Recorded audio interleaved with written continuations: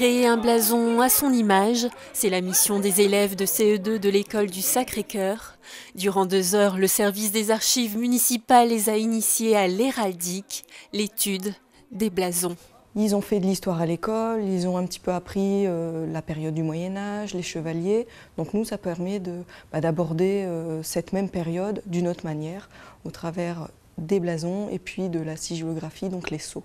Alors, à quoi ça sert? Pourquoi on les met, ces logos? Pour les reconnaître. Pour les reconnaître. Qui utilisait les blasons? Les rois. Les rois et les chevaliers.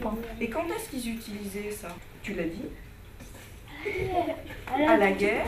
Et puis quand ils ne faisaient pas la guerre, ils s'entraînaient lors de tournois. L'héraldique, c'est une science, donc avec des règles bien particulières, et notamment les règles des couleurs. Donc ça permet aux enfants, quand ils construisent leur propre blason, de le faire avec des techniques et des règles très précises. Ensuite, ce qu'il faut savoir, c'est qu'en héraldique, il n'y avait que 6 couleurs.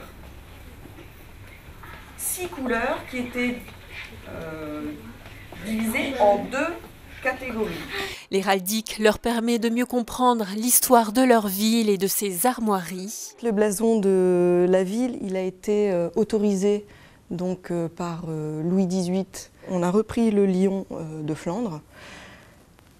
Pour qu'il soit personnalisé à la ville de Gravelines, on a rajouté une bordure.